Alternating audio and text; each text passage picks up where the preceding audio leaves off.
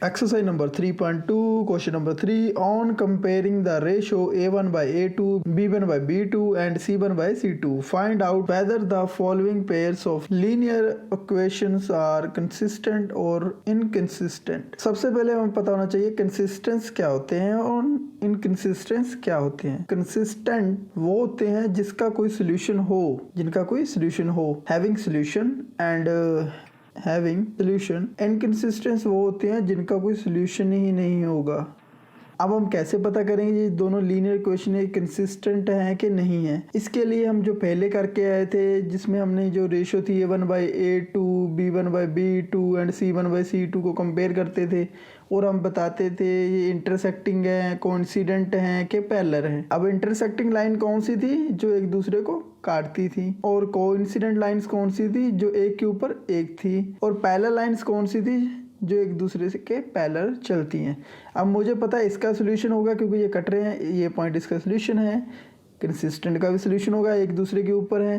But parallel का कोई solution नहीं है क्योंकि ये एक दूसरे को कट नहीं कर रहे, कोई पॉइंट नहीं आएगा। तो जो पैरेलल लाइनें क्या होंगी? Having no solution. और इंटरसेक्टिंग है कंसिस्टेंट क्या होंगी? Having solution.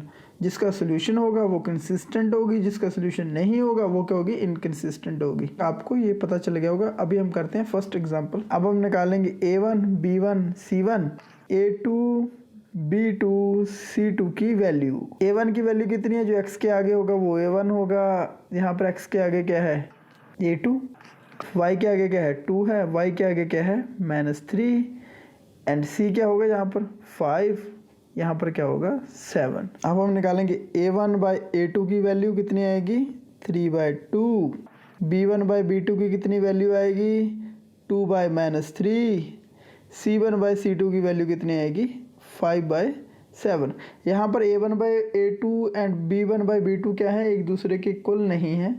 तो इसका क्या मीनिंग हुआ? A1 by A2 is not equal to B1 by A2।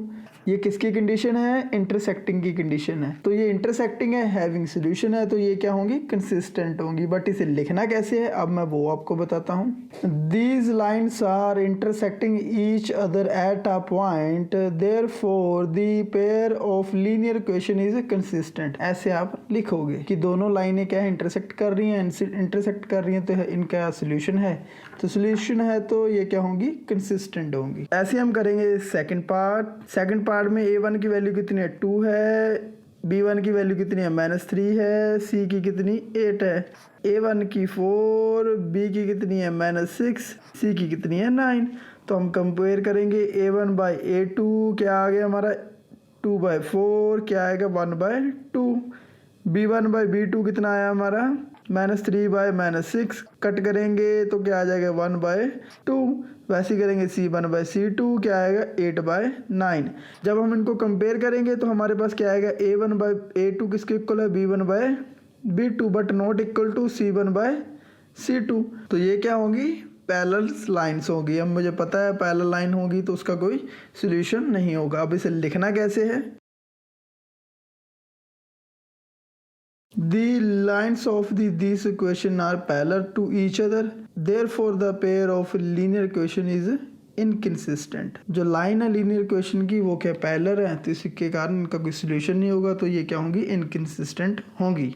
वैसे ही हम करेंगे थर्ड पार्ट। जो थर्ड पार्ट है उसमें A1 की वैल्यू कितनी है? 1, B1 की कितनी वैल्यू? -1, C की कितनी है? 7, A2 की वैल्यू कितनी है? 9, B2 की कितनी है? -10 एंड C की वैल्यू कितनी है?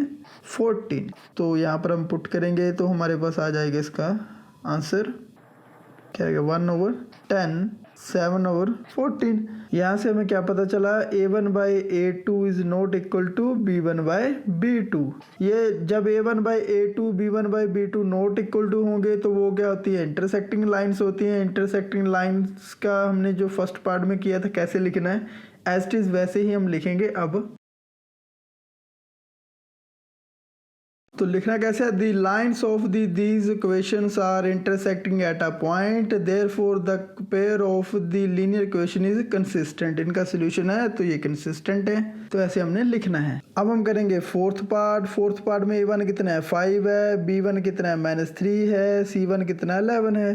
वैसे A2 -10, B2 6, C2 -22। अब हम करेंगे रेशो फाइंड।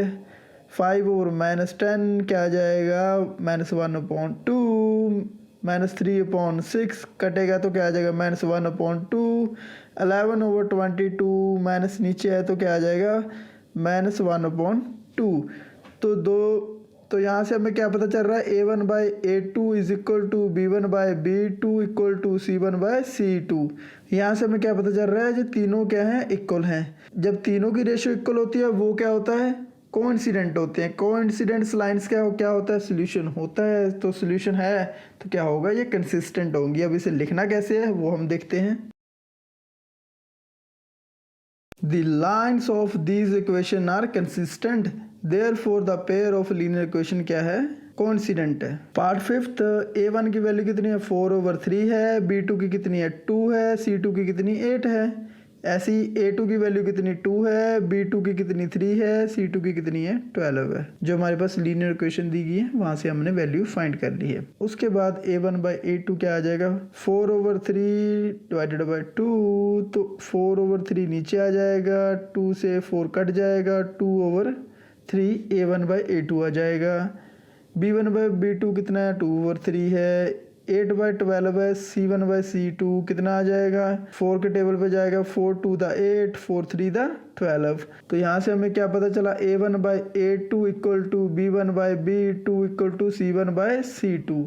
तो ये तीनों जब इक्वल होगी रेशो तो क्या होता है, ये कोइंसिडेंट होता है। कोइंसिडेंट का क्या मीनिंग है, इसका सोल्यूशन है तो वो क्या होगा, कंसिस्टेंट। तो अब लिखेंगे इसे कैसे, the lines of these equation are coincident. Coincident होंगी तो क्या होगा, इनका सोल्यूशन होगा। सोल्यूशन होगा तो ये लीनियर इक्वेशन क्या होंगी, कंसिस्टेंट होंगी।